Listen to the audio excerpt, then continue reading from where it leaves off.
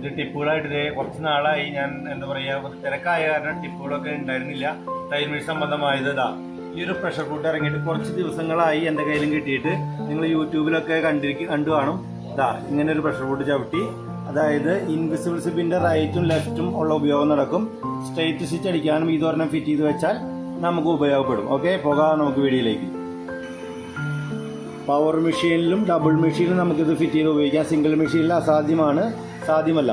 Okay, ഇങ്ങനത്തെ ഒരു ചവിട്ടി ആയിരിക്കുമല്ലോ നമ്മൾ പ്രഷർ കുക്കർ ആയിട്ടുണ്ടാവുക. ഇങ്ങനെ ഇത് റിമൂവ് ചെയ്യണം. അതിന് ശേഷം റിമൂവ് ചെയ്ത് ആ പൊസിഷനിൽ ഈ സ്ക്രൂ ടൈറ്റ് ചെയ്തു. ഇനി ഈസി റിമൂവർ ഉണ്ടെങ്കിൽ അതും കൊണ്ട് നമുക്ക് ടൈറ്റ് ചെയ്യാം കേട്ടോ. നമ്മൾ ഈസി റിമൂവർ ഈ മെഷീനിൽ ഫിറ്റ് ചെയ്തിട്ടില്ല, അതും കൂടി ഫിറ്റ് ചെയ്യുകയാണെങ്കിൽ ഈസിയാണ്. ഇപ്പം ഇങ്ങനൊരു പൊസിഷനിലായിരിക്കും നിൽക്കുക. അപ്പോൾ നമുക്ക് ചെയ്യേണ്ടത് ഇത് ഫിറ്റ് ചെയ്ത് കഴിഞ്ഞു. ഈ ഫിറ്റ് ചെയ്ത് കഴിഞ്ഞ് നമുക്കിനി ചെയ്യേണ്ടത് ഈ അഡ്ജസ്റ്റ്മെൻ്റ് ആണ്. സെൻറ്ററിൽ തയ്ക്കാനാണെങ്കിൽ ഇതിങ്ങനെ സെൻട്രലായിട്ട് ഇതിങ്ങനെ മുറുക്കി കൊടുക്കുക. ഈ സൂചി പ്രഷർ കുക്കറിൽ ഇരിക്കാത്ത രീതിയിൽ ഇങ്ങനെ ടൈറ്റ് ചെയ്ത് കൊടുക്കുക. അതിനുശേഷം സാധാരണ സ്റ്റിച്ച് ചെയ്യാൻ പറ്റും. ഒരു സെക്കൻഡ് കാണിച്ചു തരാം. സാധാരണ സ്റ്റിച്ച് അപ്പോൾ മനസ്സിലായല്ലോ നിങ്ങൾക്ക്. സാധാരണ സ്റ്റിച്ച് ഈ പ്രഷർ കൊണ്ട് ചെയ്യാൻ പറ്റും. ഒപ്പം തന്നെ സിബിൻ്റെ ചെയ്യുമ്പോൾ എന്താണ് ചെയ്യേണ്ടതെന്ന് വെച്ചിട്ടുണ്ടെങ്കിൽ സ്ക്രൂ ഡ്രൈവർ കൊണ്ട് ഈ സൈഡിലാണെന്ന് വേണമെങ്കിൽ ഇങ്ങനെ ഇവനെ ലൂസ് ചെയ്ത് ഈ സൈഡിലേക്ക് മാറ്റണം.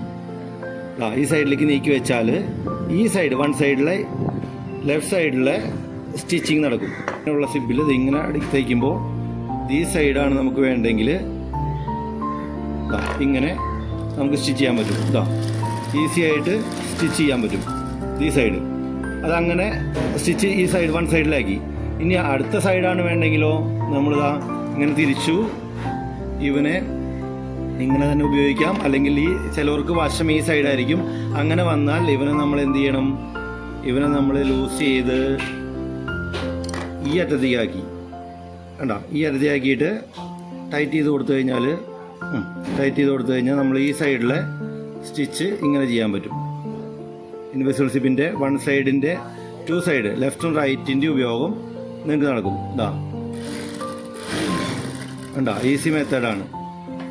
നമ്മൾ അടുത്ത സൈഡ് വേണമെങ്കിലും ഇങ്ങനെ തിരിച്ചു വെച്ചാലും ഇങ്ങനെ ഇവിടെ നിന്ന് കൊണ്ടുവന്നിട്ട് ഇങ്ങനെ വേണേൽ വെക്കാം. ഇങ്ങനെ വെച്ചത് ഇങ്ങനെ ചെയ്യാം. ഇതിൻ്റെ ഉപയോഗം നടന്നു. ഇനി സാധാരണ സ്റ്റിച്ചാണെങ്കിലും പ്രഷർ കുക്കർ അഴിച്ചു മാറേണ്ട കാര്യമില്ല. നമ്മൾ ഇവനെ സെൻറ്ററിലേക്ക് ആക്കിയിട്ട് ടൈറ്റ് ചെയ്താൽ മതി.